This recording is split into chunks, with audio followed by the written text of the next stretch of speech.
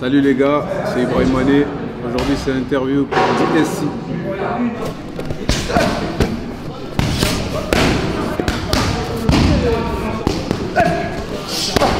Alors moi c'est Ibrahim Mané, combattant d'MMA, 33 ans, avec un record de 10-4.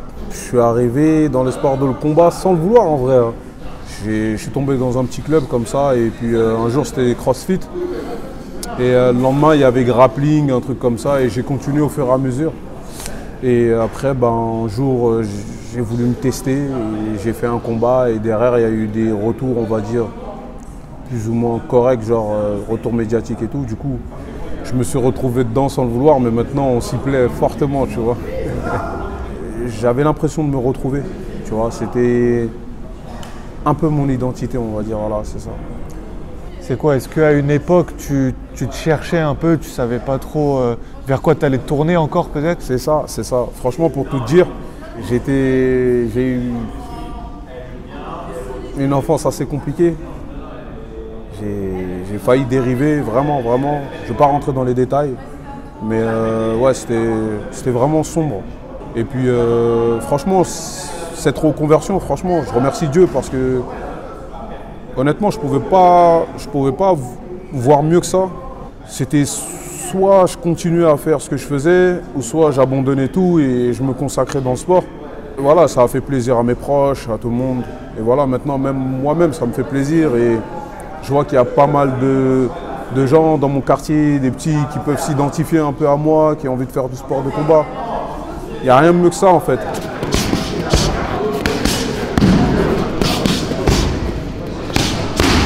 Franchement, j'étais fougueux, grand bagarreur tout le temps. On dirait pas, mais ma mère, elle en a bavé, franchement, et je la remercie du plus profond de mon cœur. Parce que sans elle, franchement, j'aurais dévié. Et quand je te dis vraiment sans elle, j'aurais vraiment dévié. Et je pense qu'elle a mis toute son énergie pratiquement sur moi, tu vois. Et je me battais tout le temps. Après, je grandissais, donc du coup, les problèmes aussi, ils étaient plus grands, tu vois. Et elle n'a pas lâché, et j'avais un fort caractère. Franchement, des fois, quand je me pose, tu sais, c'est là, je me dis, j'ai vraiment encore plus envie de lui donner tant d'amour et de la satisfaire parce que, franchement, tout ce qu'elle a fait, si je te dis, des fois, je m'embrouillais, je me battais dehors dans mon quartier. Tu sais, j'étais en sang, enfin, j'étais pas en sang, j'étais couvert de sang. Et je voyais ma mère pieds nus devant moi. Et en fait, c'était la seule qui me canalisait, tu vois. Et je devenais fou. Je disais, mais qu'est-ce que tu fais là, en vrai, tu vois. Et en vrai, avec le temps, à un moment donné, ça a mis du temps, mais ce déclic-là, je me suis dit, mais en fait, attends, ma mère, elle est en train de perdre du poids, c'est elle qui s'inquiète. Il va falloir que tu te remettes en question, là, tu vois. Et je la remercie parce que, en fait, sans elle, je ne serais pas là aujourd'hui, tu vois. Et voilà, tu vois, donc je suis content, vraiment, vraiment très content. Le déclic, ça a été l'image que tu renvoyais de toi à ta mère, c'est ça? C'est ça, c'est ça. Parce que c'était impératif de lui rendre de l'ascenseur déjà par rapport au fait qu'elle m'a élevé, elle m'a mis au monde et tout. Mais surtout aussi par rapport à tout ça, là, tout ce que j'ai traversé, tout mon vécu. Ça c'est un truc que je te dis parce que en vrai c'est un truc qui m'a marqué. Mais franchement j'en passe, hein. Je peux t'énumérer plein de choses. Et ouais non, je me dois de la rendre fière. Et en quelque sorte, tu vois, c'est ce sentiment-là, quand je la vois aujourd'hui, elle a cette tranquillité, elle a plus cette crainte-là, elle sait que son fils, il est rangé, il fait son sport, et que voilà, j'ai des petits frères, je suis un exemple aussi, enfin, voilà, ils font pas du sport, mais voilà, ils savent que le grand frère est rangé, que voilà, je suis derrière eux, je suis un exemple, donc c'est important, ouais. J'ai traversé aussi, ce qui m'a éduqué, c'est que j'ai traversé aussi j'ai eu une tragédie dans ma famille, tu sais, j'ai perdu ma petite sœur il n'y a pas longtemps. Et franchement, c'était un bout de mon âme qui est parti, tu vois. Et après qu'elle soit partie, je me suis dit, tu sais quoi, il n'y aura pas pire que ça, tu vois. En vrai, tout ce qui s'est passé, c'est des futilités.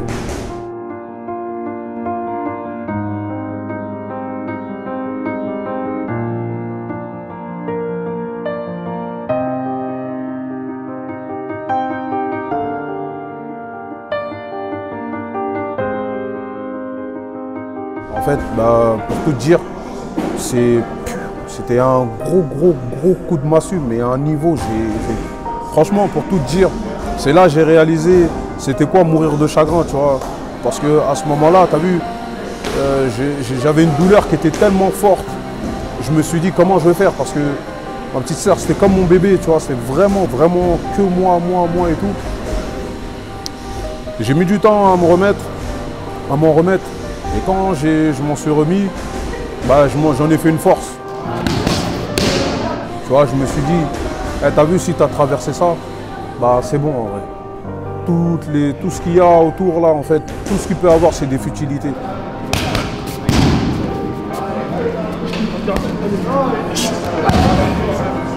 Cette confiance que j'ai aujourd'hui, elle est due aussi à cette tragédie-là, tu vois. Et je me sens beaucoup mieux aujourd'hui. Et j'ai envie de réaliser plein de choses et je vais le faire, Inch'Allah, tu vois. Pas de doute.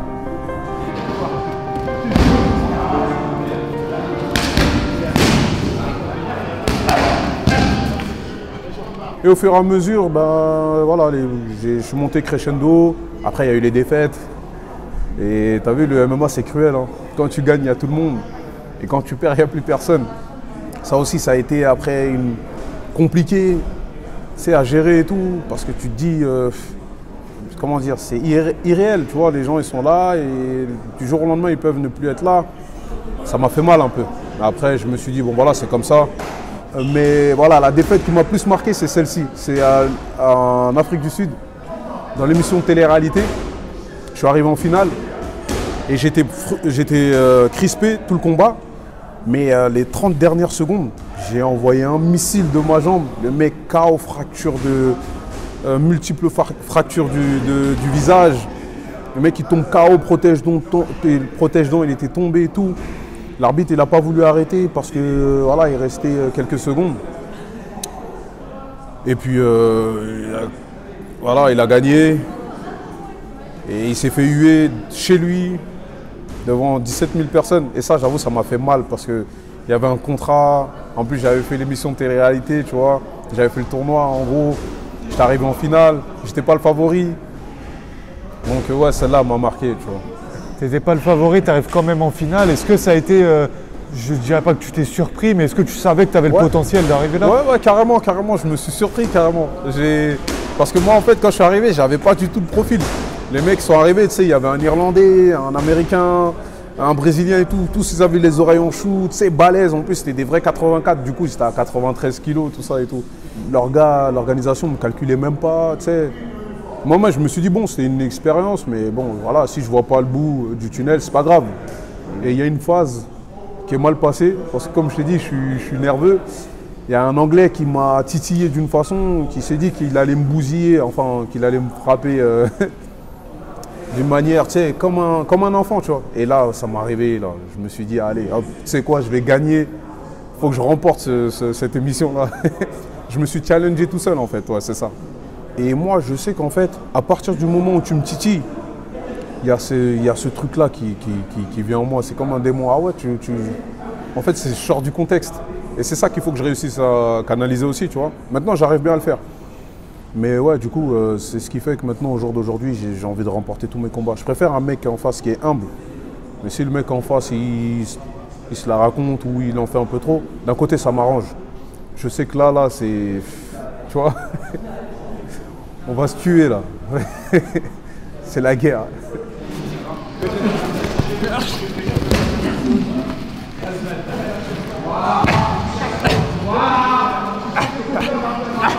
Pour revenir sur ton dernier combat à RS7, Ouais. c'était un peu ton retour sur le territoire français. C'est ça. Ça faisait des années que tu combattais seulement à l'étranger. Raconte-nous un peu comment tu as vécu ce retour. Ah, franchement, mortel. Grave mortel, parce qu'en fait, déjà, le fait de revenir chez nous ici, ça change tout. Tu sais, j'ai pas à prendre l'avion, voyager, tu sais, la fatigue du voyage.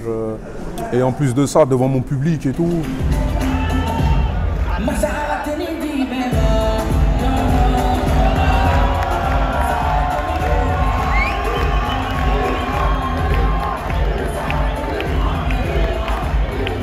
C'est quand ma musique d'entrée elle est arrivée, quand j'ai senti que le public, je me suis dit, là, ça fait plaisir. Là. J'allais combattre tout le temps à l'étranger, c'était, on n'est pas chez nous, tu vois. Et là, ouais, du coup, j'étais agréablement surpris parce que je m'attendais à mon public, les gens qui viennent me supporter. Mais j'ai vu qu'en fait, là, il y avait beaucoup plus de monde que prévu. Et au fur et à mesure du combat, avec, on va dire, les performances qu'il y a eu et tout, j'ai su conquérir aussi un peu plus de public. Et du coup, c'était mortel, indescriptible. Indescriptible. Magomed has a little bit more weight about him, which would favour the takedown, which he gets here. But Mane looking to scramble and defend really well, gets on the back of his opponent, back to their feet. Pour tout te dire, au début, j'avais peur d'avoir peur, tu vois. Je m'étais dit, il y a cette pression, je combats ici chez moi, je reviens chez moi, devant tout le monde, il faut que je fasse les choses bien et tout. Mais après, j'ai transformé cette énergie, je me suis dit, en fait, je suis un ouf. Je suis chez moi, en fait, tu vois. He left himself open. Big kick to the face there. It's very But he difficult. breaks away. Beautiful. Quand j'ai vu tout le public qui était là pour moi, je me suis dit, je vais vous représenter, non, ça va le faire. Regardez, vous allez passer un bon moment. Et tu sais, le pire, ce que je retiens, c'est qu'il y a des personnes, tu sais, c'est même pas des fans de sport, tu sais, ils n'aiment même pas le sport de combat. Et ils sont venus, ils m'ont dit, franchement, tu sais, c'était terrible, c'était une bonne soirée, tu nous as fait kiffer, dis-moi quand il y a un combat, on revient et tout. Tu sais, c'était nouveau. Et ça, moi, mais tu peux que me faire kiffer, moi. C'est sûr, ça. 5 seconds left. Irish Count-Up looking to survive. Question is, Now the big high kick as well.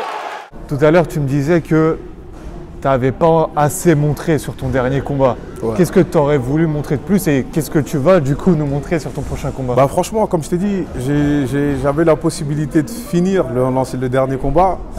Mais le profil en face quand même il était balèze. Là, je me dis, j'ai passé le test. Je suis tombé contre un lutteur. Et tu sais, il est médaille d'argent en Russie. Ça veut dire qu'il est sur le podium mondial, tu vois. Parce que les médaillés en lutte en Russie, tu sais, c'est des gros gars, tu vois.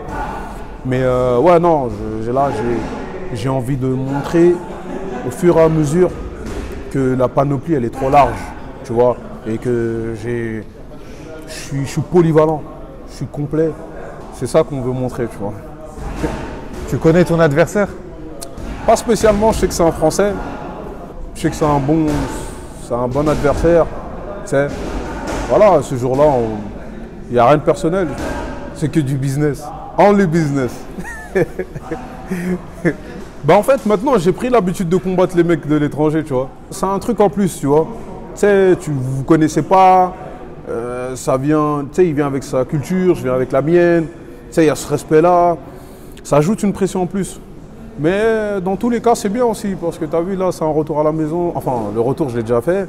Mais voilà, tu as vu, c'est 2 Français. Ça se trouve, il va venir avec son public. Et moi, le mien, ça veut dire aussi, ça va jouer aussi dans le public aussi. Il va savoir, tu vois. Ça peut être que top, en vrai.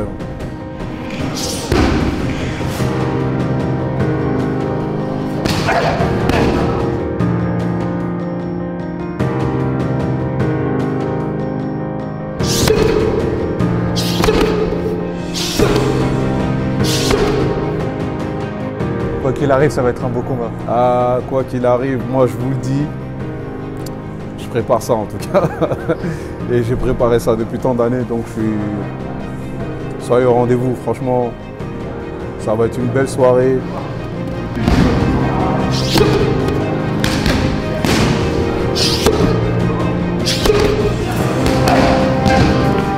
Et il y a pas mal de choses que vous n'avez pas vues, que j'ai envie de vous montrer. Et Inch'Allah, vous serez bien surpris.